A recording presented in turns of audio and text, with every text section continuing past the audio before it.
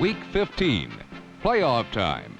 And were the world champion Oakland Raiders ready for a second Super Bowl championship? Number 28 running back Clarence Davis certainly was.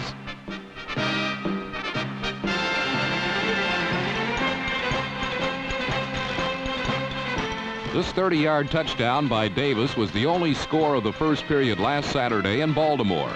But early in the second period, when Ken Stabler tried for more, Colts strong safety Bruce Laird stepped in front of Mark Van Egan and didn't stop until he had tied the game for Baltimore.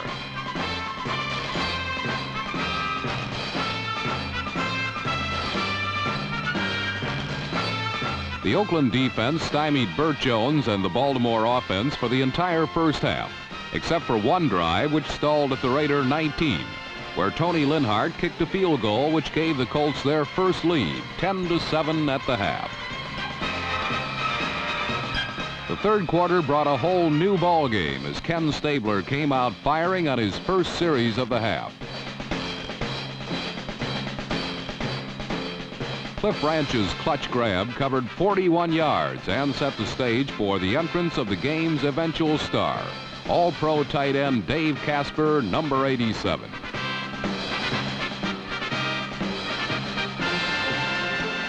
Dave Casper's touchdown gave Oakland the lead at 14-10, but this stood up only until Ray Guy kicked off on the following play.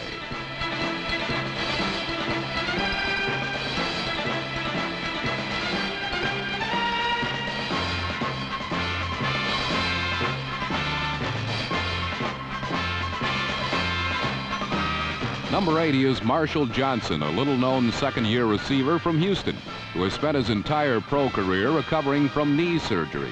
But this one play by Johnson was enough to give the lead back to the Colts 17-14.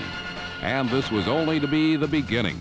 On the Colts' next series, Ted Hendricks blocked a David Lee punt, and once again the Raiders were in position to score.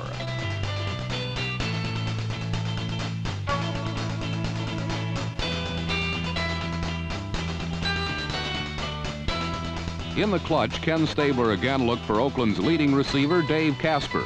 And once again, the 230-pound tight end made it look easy as he put the Raiders back in front 21-17 at the end of 3 periods of play.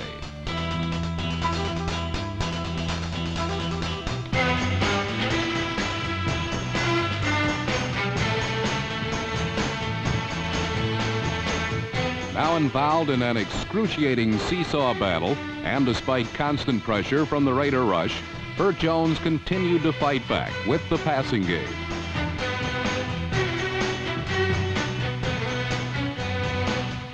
At the start of the fourth period, an 80-yard Colt drive culminated with a 4th-and-1 plunge for a touchdown by reserve fullback Ron Lee.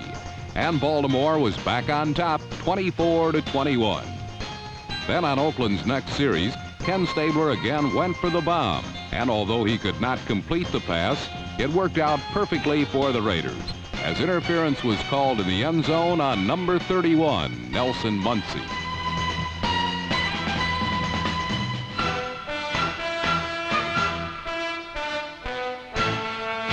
This play set up the touchdown, which returned the lead to Oakland at 28-24. But then on Baltimore's next series, Burt Jones brought the Colts back again as he found his tight end Raymond Chester, number 87, for 30 big yards.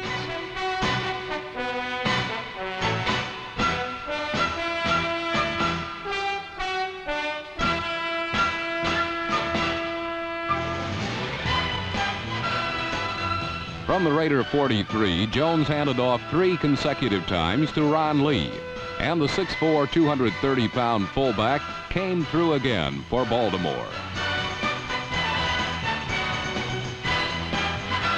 The Colts were back on top, 31-28. And then for 4 consecutive series, neither team could manage a first down. But then came the game's biggest play.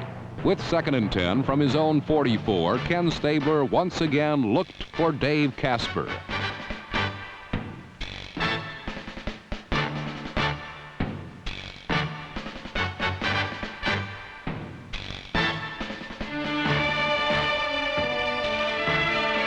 The Oakland Raiders were the AFC's best offensive team this season, and they scored more points than any other team in the NFL. But this one play to Dave Casper probably saved their season, because it set up league-leading scorer Errol Mann for the field goal, which tied the score at 31 and sent this classic confrontation into sudden death overtime.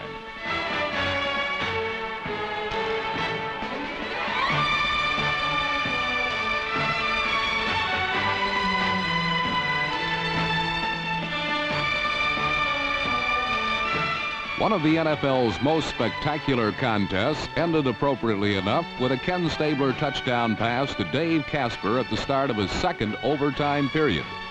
For the day, Dave Casper caught just 4 passes, but every one of those 4 was a play crucial to the game's outcome.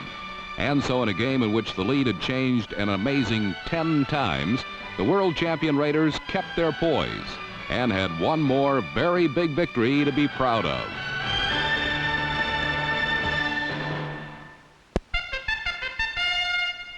The NFL playoffs had never come to Denver's Mile High Stadium. That is, until last week, when Craig Morton led the surprising Denver Broncos into the first round. Many consider Denver's opponents to be mere shadows of their former selves. Indeed, for Franco Harris and the Pittsburgh Steelers, 1977 will go down as the year of the costly turnover. And against an opportunistic bunch, such as Denver's Orange Crush defense, turnovers can be fatal.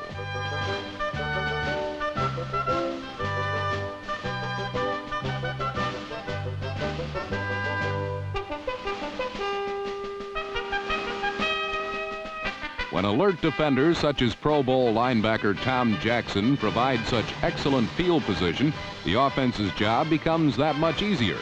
Such was the case in the first 20 minutes against Pittsburgh. Number 24, Otis Armstrong, followed Jackson's fumble return with a 10-yard waltz to the end zone, while earlier rookie Rob Lytle had bolted 7 yards following a blocked punt.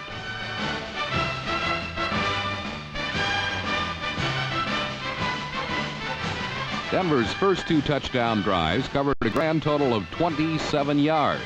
But if Pittsburgh was willing to make it easy, the Broncos were more than willing to accommodate them. And Mile High was loving it.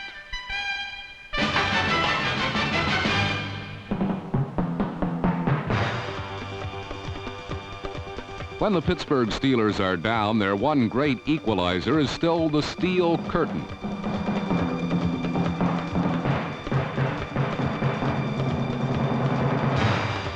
Success hasn't come as easily this season for Pittsburgh's vaunted defensive unit, but give the Steelers more than one opportunity, and invariably they'll make the big play, then try to intimidate their opponents into submission.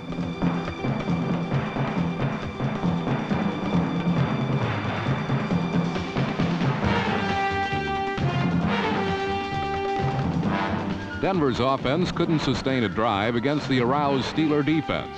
Franco Harris, on the other hand, spent period 2 atoning for his earlier fumble, driving inside the Bronco 5 and setting up a Pittsburgh touchdown that tied the score at halftime.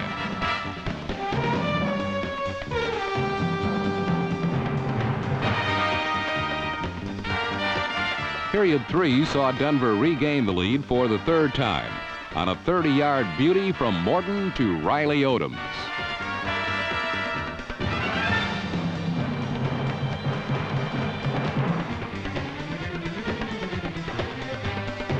But each time Denver beat the steel curtain for a score, the Steelers came back to beat Orange Crush. Here on a Terry Bradshaw pass to a wide-open John Stallworth that set up Pittsburgh's 3rd touchdown.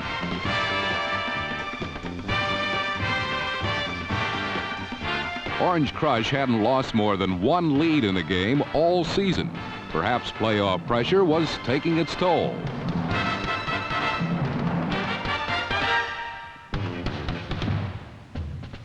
As dusk settled over Colorado, the issue still had not been resolved. Would Pittsburgh go to the AFC Championship game for the 4th consecutive year, or would Denver's miracle season continue? The matter would be decided on 2 fourth-quarter plays.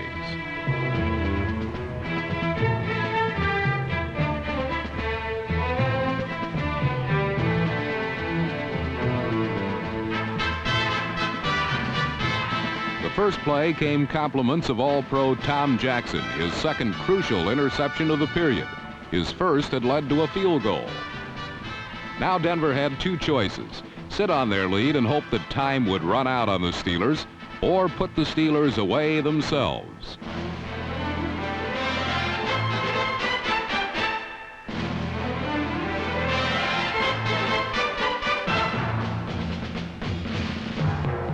Their decision was sound, and the results were conclusive. Denver opted to do it themselves, and once again Craig Morton delivered, nailing speedy Jack Dalvin for the game's clinching score.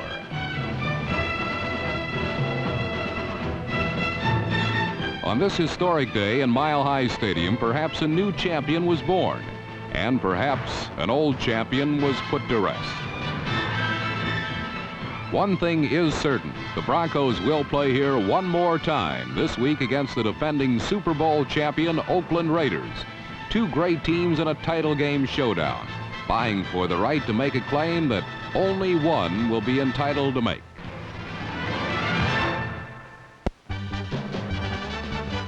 When teams face the Dallas Cowboys' flex defense led by All-Pro defensive end Harvey Martin, number 79, they often try to spice their God-given talents with a little something extra.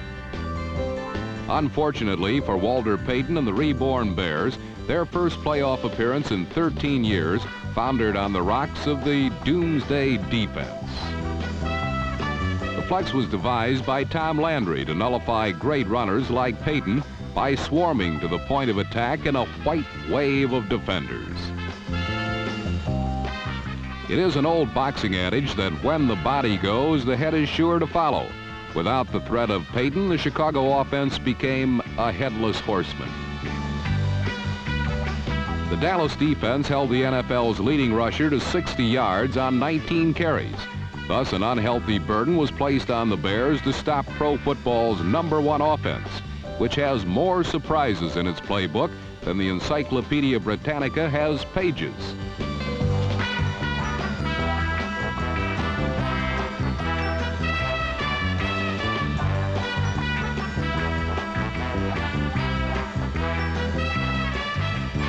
With Tony Dorsett used wisely as a decoy in the early going, number 44 Robert Newhouse became the wheel horse for Dallas, and his rock and roll running style kept Chicago off balance all afternoon.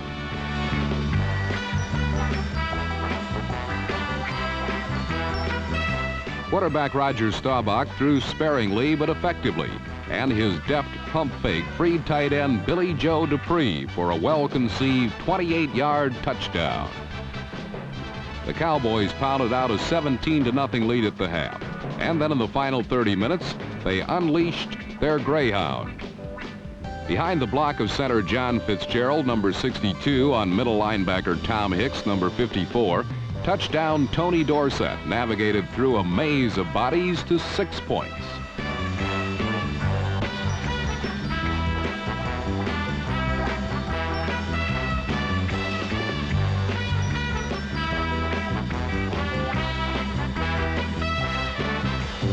On the day, Dorsett gained 85 yards and scored twice. But the key that unlocked the door to victory was held by safeties Charlie Waters, number 41, and Cliff Harris, number 43. Harris is the enforcer of the Dallas deep defense and prowls the secondary in search of teeth-rattling hits.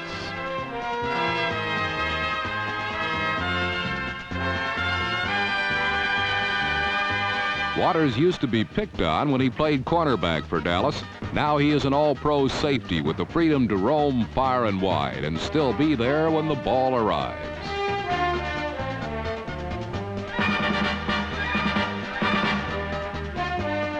Waters picked off 3 of the Cowboys' 4 interceptions, and coupled with a rush that flustered, frightened, and flattened quarterback Bob Avellini, Dallas airmailed the Bears' passing game back to Chicago.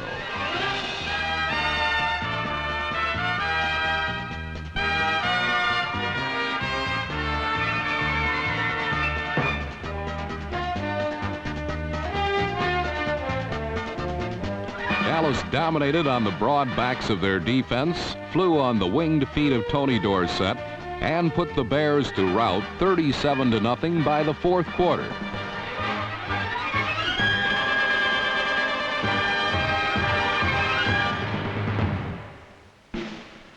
While most of the sellout crowd filed toward the exits, the more discriminating fans witnessed the hustle and grit which brought the Bears so far so fast this season.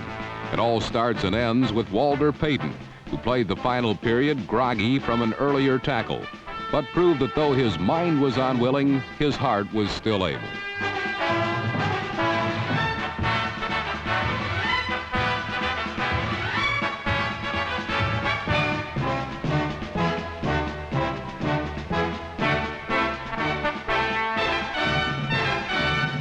The Bears' lone score of the game materialized when Cliff Harris, number 43, failed to read and react to Bob Avellini's intentions. Before Harris could recover, number 85, Steve Schubert, clutched a touchdown that salvaged a little bit of pride on a lost day for the Bears. Today, the Cowboys' potential finally caught up with their talent, and they flew to the NFC Championship 37-7. Just wait till we get them in the Coliseum. So went the battle cry of the Los Angeles Rams as they prepared to meet the Minnesota Vikings in the first round of the NFC playoffs. All three previous postseason meetings between these clubs had been played in the cold climes of Minnesota, and on all three occasions the Vikings were the victors. But now the Rams were at home, only to find that the balmy LA climate had turned on them. It was great irony worthy of O. Henry or Hitchcock. For 2 years, California has been plagued by drought.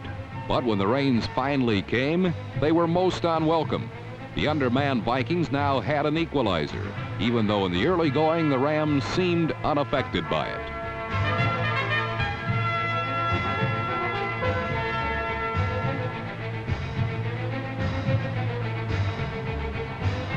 LA's first offensive series was crisp and smooth as the running of John Cappelletti and Lawrence McCutcheon, number 30, moved the team with surprising ease.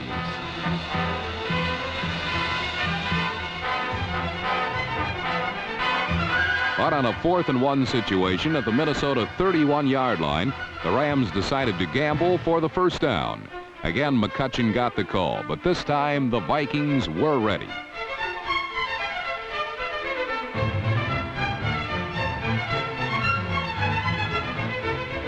In retrospect, this was the game's turning point. After this play, the Rams were unable to seriously threaten until it was much too late. But for the Vikings, it sparked their finest offensive series of the game. One key play was a pass from quarterback Bob Lee to wide receiver Ahmad Rashad, number 28. Rashad's catch set up the only score of the first half, a 5-yard run from number 44, Chuck Foreman. Foreman finished the game with 101 yards rushing, making the clutch plays when he had to. Today especially, Foreman was the Minnesota attack. But the Rams found they too could move when tight end Terry Nelson, number 83, touched the ball.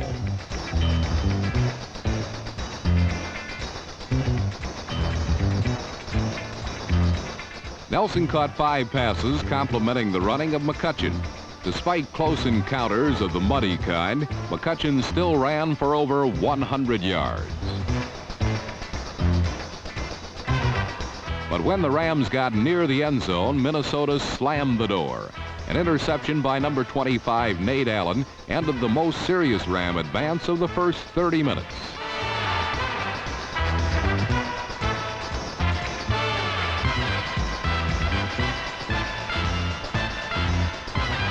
Minnesota was a 10-point underdog for this game, yet led 7-0 at the half. Only 2 months earlier, these same Vikings had been humiliated here by the Rams in a 35-3 rout. Now it was their turn to exact revenge. And appropriately enough, it was Chuck Foreman who led the way.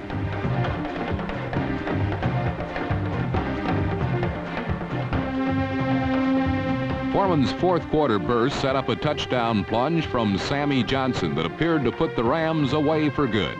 Indeed, Los Angeles did not even get on the scoreboard until only 56 seconds remained.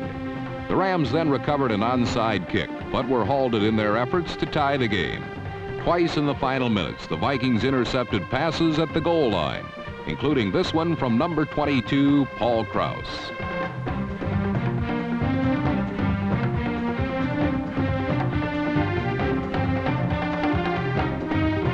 For the fourth straight time, the Vikings beat the Rams in the playoffs. They did it with good defense, no turnovers, and a little assist from Mother Nature. The song says it never rains in Southern California, but this time it rained all over the Rams parade.